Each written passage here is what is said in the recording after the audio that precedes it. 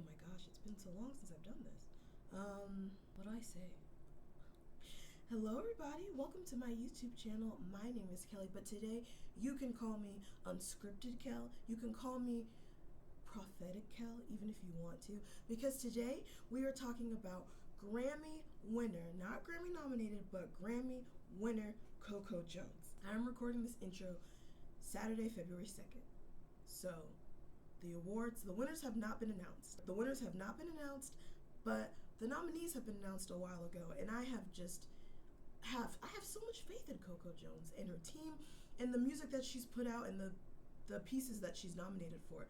So let's just go into what she's nominated for, just to really, really grasp all 5 of her individual nominations.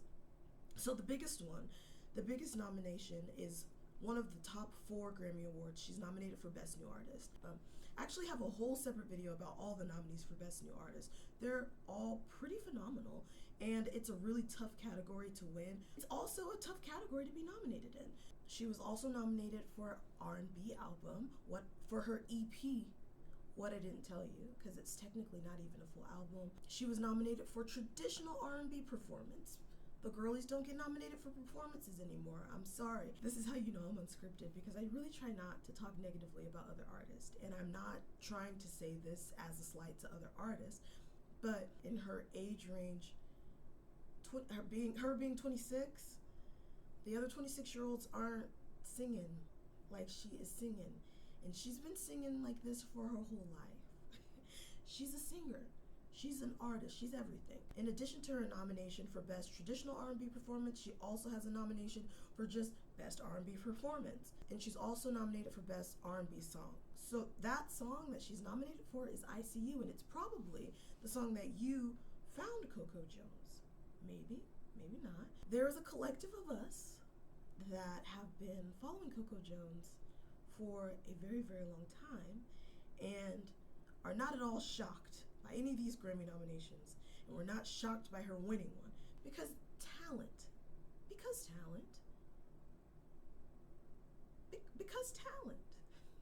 Now, I consider myself a very, very, very dedicated Coco Jones fan.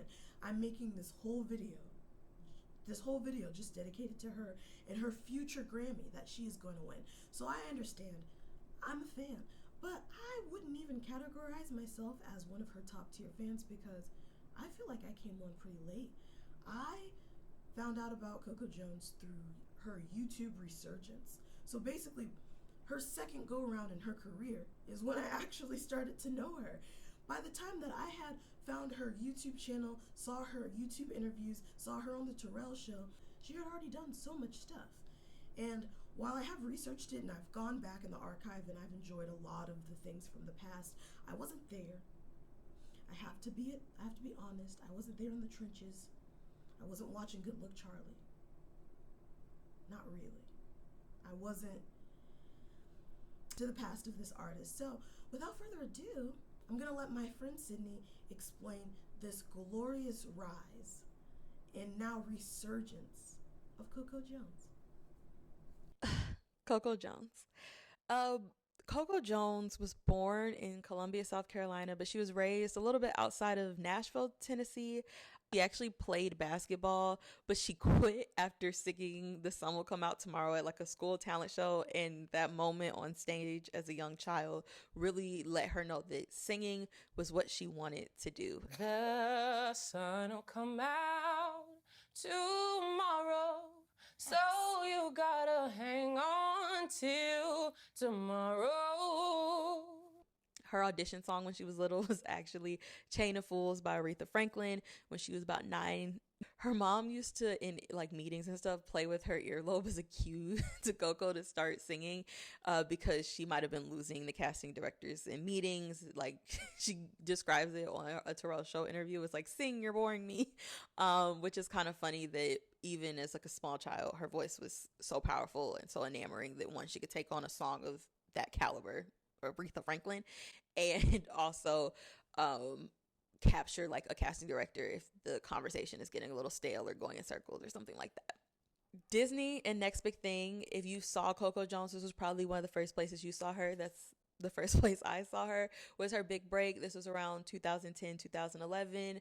Her manager at the time had introduced her to a woman who worked at Disney, and she gave that lady an album that she made herself. After listening to her, about a year later, they called her to do Next Big Thing, and this was when she was between ages like 9 to 12. Things like this actually tend to take a longer time on the back end, and after doing Next Big Thing and winning, Next Big Thing is really just like a star vehicle if you look at some of the alumni. But So Random came along, which was around 2011, and then Good Luck Charlie. She was a recurring character, one of Charlie's friends not Charlie. She was one of Teddy's friends. Duh, because Charlie is the baby. But Coco Jones played one of Charlie's friends as like a recurring character on that series as well. And then in 2012, she gave us the classic film Let It Shine. If you are not a Let It Shine fan, click out of this video. If you don't get down to That's What I Said, this is not the video for you. And in 2013, Coco Jones was also an opening act on Mindless Behavior, a like black R&B group, think like B2K for the 2010s, all around the world tour. I went to that tour because I was Mom's favorite stan, and she was really good. A lot of the things that she got, like opportunities that she got during this time, she said weren't necessarily curated for a black girl to kind of fit into. It was like they were trying to force her into the system instead of trying to like adjust the system or the process that they really used to make stars pop on her and make her like kind of like contort her to work, and it just wasn't kind of translating. And one thing she does say about herself during this time is that she had a really glamorized idea of what living in LA and kind of like acting and singing, all of that would look like. I think she thought that she would go and move and it would just all blow up and it would be happy and all these things. And she saw a lot of disappointments. She parted ways with the Disney company around 2014 and was releasing independent singles and EPs. She also was doing some movies like Grandma's House, and then came YouTube. We saw Coco do the Terrell Show interview, the YouTube video about like kind of where she's been. She was in a Netflix movie around this time, if I remember correctly. The career resurgence was on the way. And here we are. We knew it. Grammy winner Coco Jones. So exciting. And I am really glad that Sydney could talk about her rise and her past, because for me, I am so enamored with the present artist that Coco Jones is. I think that there is only so much more growth that we're going to see from her team. She has an amazing work ethic, and you can see it. From somebody who has never met this woman, who has never crossed paths with her, for me to see how much content she puts out, even before she was signed, to see how much work that she has done, acting, vocally, recording, she did covers, she had singles, it's inspiring. And I want to be more like that in my current life. And maybe one day I will. But until then, I have an artist that I can really look up to. Just to break down the parts of her career that's so inspiring, it's one, her voice. She has such a beautiful voice, and she sang since she was so young, and she kept singing no matter how hard it was. And the second thing that inspired me is that she would not allow herself to be put into a box. We all know that it is very, very hard to be anything that doesn't fit the status quo, and the status quo changes a lot. And so sometimes we as black women, sometimes we as younger people, sometimes we just as women, sometimes we just as black people don't fit into the box that producers, that executive producers, that people who we're auditioning for don't see roles for us, they don't see opportunities for us. So I hope that you take a little bit of inspiration from Coco Jones' story, maybe sing a little bit more today, maybe dance around a little bit more today, maybe act a little bit in your mirror. Do something that makes you happy, and maybe one day you'll end up with a Grammy. I don't know. I don't make the rules. I don't make all the prophecies in here.